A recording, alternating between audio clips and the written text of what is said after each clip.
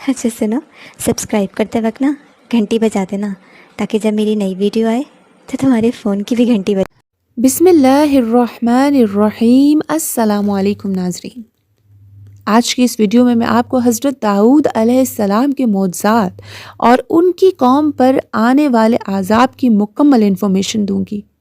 तो मेरी इस वीडियो को शुरू से आखिर तक ज़रूर देखिएगा, क्योंकि आज की ये वीडियो आपके लिए बहुत ही इन्फॉर्मेटिव होने वाली है। हज़रत दाऊद अलैहिस्सलाम का सिलसिला नस्ब यहूद बिन याकूब से जा मिलता है। आप छोटे कद के थे, आंखें नीली, बाल हल्के और दिल के साफ शफाफ थे। आप बनी इसराइल पर हुकूमत करने लगे। अल्लाह ताला ने उनकी हुकूमत को मजबूत कर दिया और यूं बनी इसराइल एक बार फिर यकजा हो गए। अल्लाह ताला ने उन पर बहुत से मौज़ात जाहिर फरमाए। आप पर एक किताब भी नाजिल हुई जिसे ज़बूर के नाम से जाना जाता है। अल्लाह ताला सूरह निसा आयत नंबर 163 में फरमाते हैं, हमने दाऊद को ज़बूर अता फरमाई। आप तमाम इंसानों में खूबसूरत आवाज़ वाले थे। सही बुखारी की एक हदीस में है कि एक बार रसूलुल्लाह सल्लल्लाहु अलैहि वसल्लम ने अबू मूसा अशअरी रज़ियल्लाहु ताला अन्हु को कुरान मजीद की तिलावत करते सुना। उनकी आवाज़ बहुत खूबसूरत थी। आप उनकी किरात बहुत तवज्जो से सुनने लगे। फिर आपने फरमाया, ए अबू मूसा, तुझे दाऊद अलैहिस्सलाम जैसी बेहतरीन आवाज़ अता की गई है। अल्लाह ताला ने आपकी भी आवाज़ को एक मुअज्जा बना दिया, और वो ऐसे कि जब दाऊद अलैहिस्सलाम ज़बूर की तिलावत करते तो पहाड़ उनको सुनकर आपके साथ तस्बीह शुरू कर देते, और जब परिंदे आपकी आवाज़ सुनते तो उनके पास आकर अपनी गर्दनें झुकाकर बैठ जाते और तस्बीह में उनके साथ शामिल हो जाते, अपनी जगह से हरकत भी ना करते।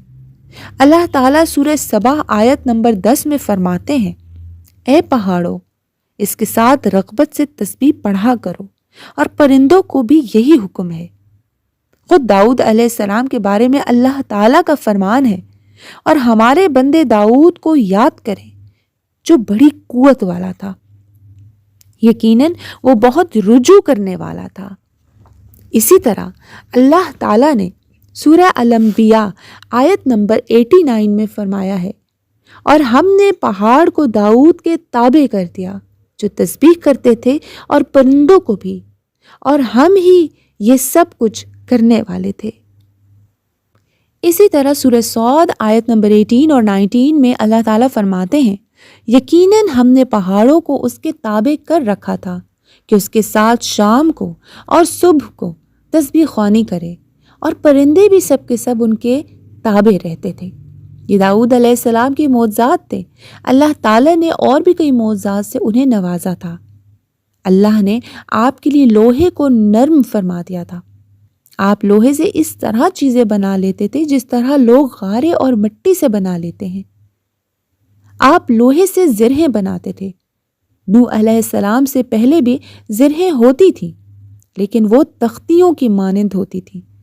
उनको सीने और कमर की जानिब लटका दिया जाता था, लेकिन उनका बोझ बहुत होता था।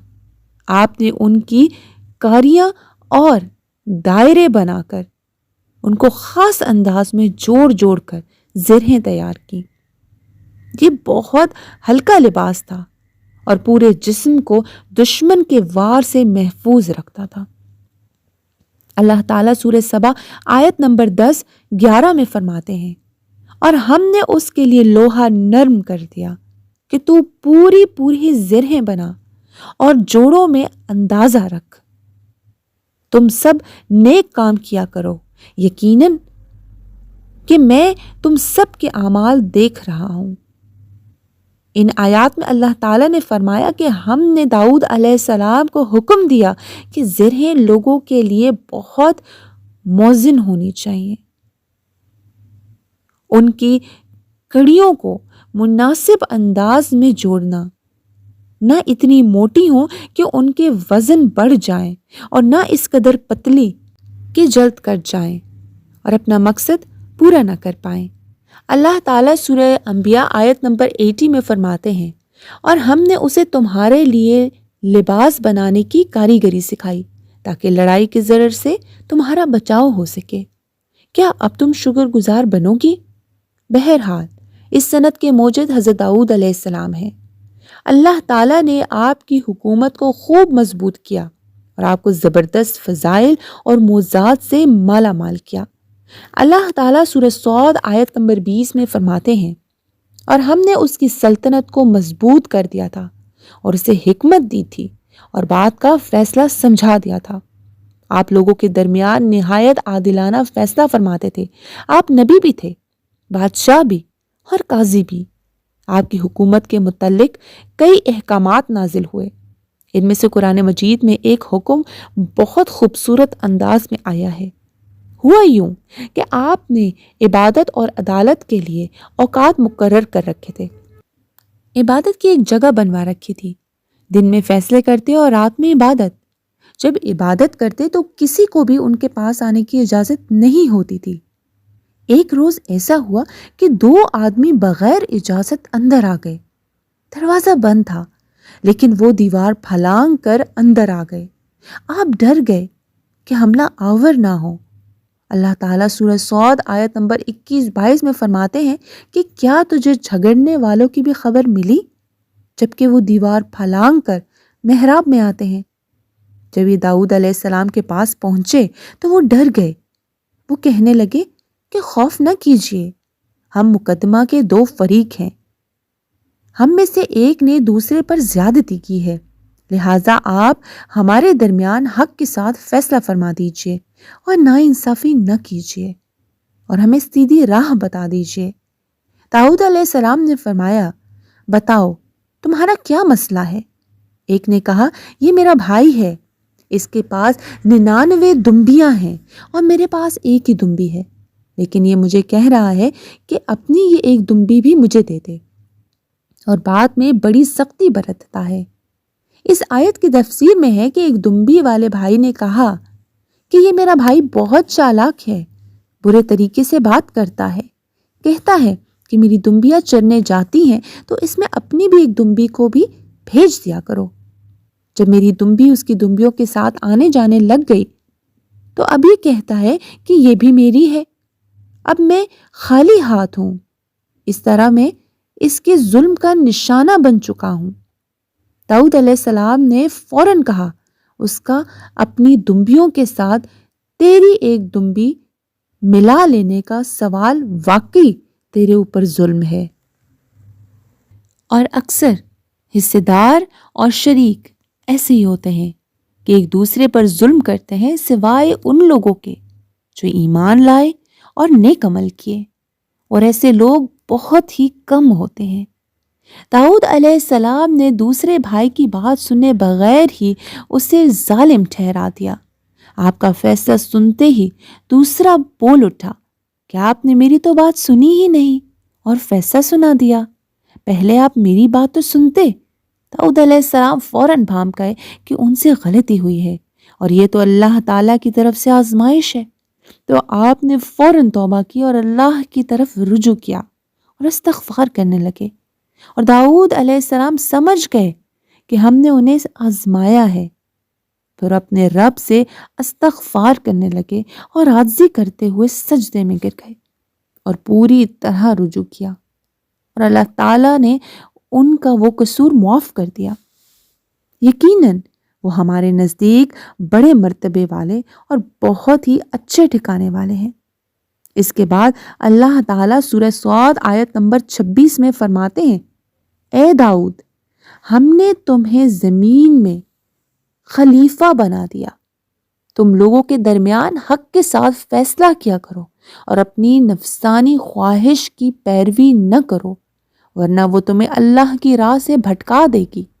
یقیناً جو اللہ کی راہ سے بھٹک جاتے ہیں ان کے لیے سخت عذاب ہے، اس لیے کہ انہوں نے حساب کے دن کو بھلا دیا ہے۔ السلام کی قوم کا ذکر بھی قرآن پاک میں موجود ہے کہ ان کو کیوں، کیسے اور کیا سزا ملی، ان سے ایسا کون سا گناہ سرزد ہوا تھا کہ ان پر عظیم عذاب نازل ہوا۔ داؤد علیہ السلام کی قوم کے 70,000 آدمی عقبہ کے پار سمندر کے کنارے ایلا نامی گاؤں میں رہتے تھے، اور یہ لوگ بہت فراغی اور خوشحالی کی زندگی بسر کرتے تھے۔ اللہ تعالیٰ نے ان کو بے شمار نعمتوں سے نواز رکھا تھا، اور یہ لوگ اللہ کی عبادت سے غافل ہو گئے۔ اللہ پاک نے ان لوگوں کا اس طرح امتحان لیا کہ ہفتے کے دن کا ادب ان پر لازم قرار دیا، اور اس دن مچھلی کا شکار ان پر حرام فرما دیا، اور ہفتے کے باقی دنوں میں شکار حلال تھا۔ مگر اس طرح ان لوگوں کو آزمائش میں مبتلا فرما دیا کہ ہفتے کے دن بے شمار مچھلیاں آتی تھیں اور دوسرے دنوں میں کم آتی تھیں۔ تو شیطان نے ان لوگوں کو یہ بہانہ بتا دیا کہ سمندر سے کچھ نالیاں نکال کر خشکی میں کچھ حوض بنا لو، اور جب ہفتے کے دن ان نالیوں سے مچھلیاں حوض میں آ جائیں تو نالیوں کا منہ بند کر دو، اور اس دن شکار نہ کرو، اور دوسرے دن آسانی کے ساتھ ان مچھلیوں کو پکڑ لو۔